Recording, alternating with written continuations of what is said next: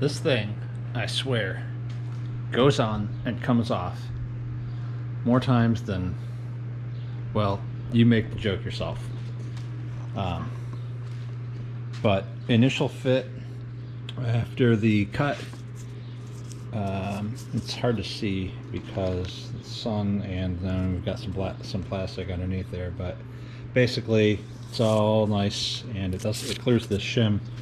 Um, Next step is to come up here to point Oscar, as they've defined, measure 3 inches forward of that, and then chamfer the inner edge all the way across to 3 inches forward of the point Oscar on this side.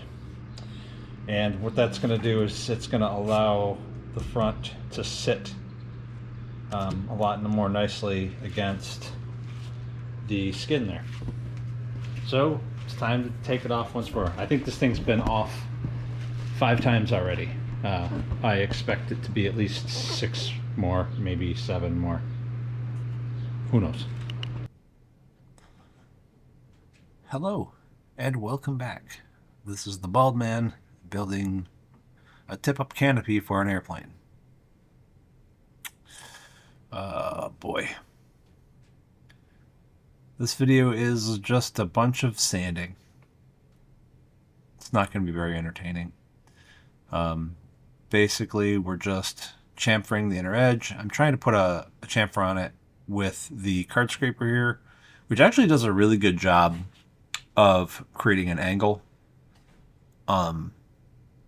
If you, mainly because, I guess it's probably because you can see your results easier right away. Sanding works well. I didn't have a great sanding block. I have a sanding block that's got some permagrip block that's got a certain amount of it's got permanently affixed sandpaper to both sides, and it's a nice big long piece, but one side is really aggressive and one side is not really aggressive. There's not an in-between, and I didn't want to just create a new sanding block just for this, even though I probably should have, because I ended up creating like 3 sanding blocks later on anyway to get, to finish this thing off. So I don't know what this is. Time number 3 to put the thing back on already, and we're just halfway through this video. Yeah. So yeah.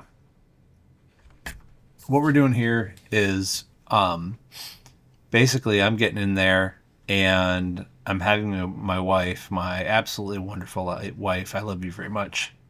Thank you for helping when you do help. What I'm doing is I've got a shim that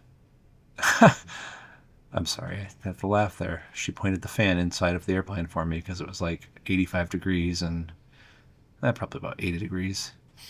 And I was getting hot in there. You put a shim between the glare shield and the plexi, and you start marking the plexi to get an understanding of like where it needs to be trimmed back further.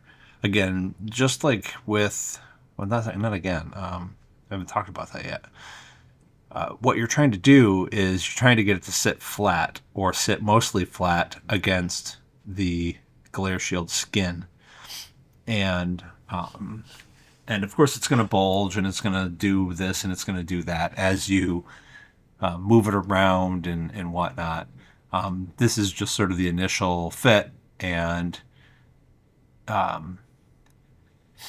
once you get that initial fit done, you can I think we start. Oh yeah, there we go.